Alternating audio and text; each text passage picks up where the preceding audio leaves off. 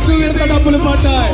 అందుకు రైతులందరూ కూడా ఈ కూటమి ప్రభుత్వానికి సంఘీభావంగా ఈ ముందుకి రైతు సంబరాలు చేసుకుంటున్నారు.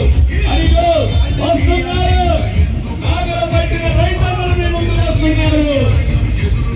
రైతు వాడు చల్లగా ఉంటే ఈ రాష్ట్రం దేశం చల్లగా ఉండాలని చెప్పి రాష్ట్ర కేంద్ర ప్రభుత్వాలు కూటమి ప్రభుత్వం తెలిచారు నారా చంద్రబాబు నాయుడు గారు. మరి ఫస్ట్ విడత డబ్బులు పడిన సందర్భంగా రైతులందరూ కూడా మరి ఈ కూటమి ప్రభుత్వానికి సంఘీభావంగా ఈ ముందుకు వస్తున్నారు. నాగలు పట్టిన రైతులు వస్తున్నారు. నారా చంద్రబాబు నాయుడు గారు సూపర్ సిక్స్ పథకాల్లో ఏదైతే ఉందో అలాగే ఉన్నత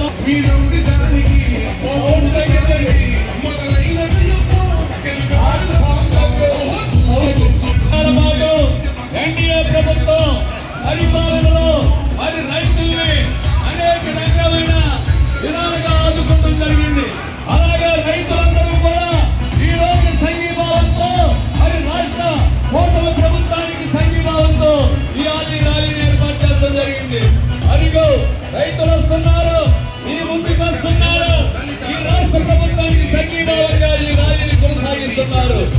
మరి నాగలు పట్టిన రైతన్న సుఖంగా ఉంటేనే ఈ రాష్ట్రం సుఖసి అనే భావంతో ఏదైతే రైతన్న మన చంద్రన్న ప్రతి ఒక్కరు కూడా ఏదైతే హామీలు ఇచ్చామో ఎలక్షన్ ముందు ప్రతి ఒక్కొక్కటి పెన్షన్ కావచ్చు, గ్యాస్ కావచ్చు, అలాగే ప్రతి ఒక్కటి తల్లికి వందనం కావచ్చు. ఈ రోజున రైతుకి అన్నదాత సుఖీ భవ దాదాపు మన 7,000 రైతును ఆదుకునే విధంగా సంవత్సరానికి 25 కూడా రైతును ఆదుకోవాలని ఈ కార్యక్రమం చేపట్టడం చాలా చాలా అభినందనీయం.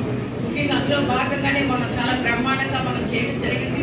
ఈ రోజున ఇదే విధంగా మన జాతీయ అధ్యక్షులు ముఖ్యమంత్రి చంద్రబాబు నాయుడు గారు అలాగే కూటమి ప్రభుత్వం నాయకత్వంలో పిలుపు మేరకు కూడా ఈ రైతు సంబరాలు మనం పెట్టడం జరిగింది. వర్షాన్ని కూడా లెక్క చేయకుండా అప్పుడే మన జిల్లా అధ్యక్షుడు రాంబాబు గారు చాలా బాధపడిపోతారు మీ గురించి. మేడం అందరూ తడిసిపోయారు, ప్రతి ఒక్కళ్ళు కూడా ఎక్కువ మాట్లాడుతూ పంపించేయండి అని. అయినప్పటికీ కూడా రైతులకు కావాల్సిన వర్షం ఈ రోజున చాలా ఎండలు బాగా మండిపోయి మన జిల్లాలోనూ అయితేనే మన వ్యవహారాలు అయితేనే. అయినప్పటికీ కూడా ఈవేళ రైతులకు కావాల్సిన వర్షం చాలా బ్రహ్మాండంగా వచ్చింది.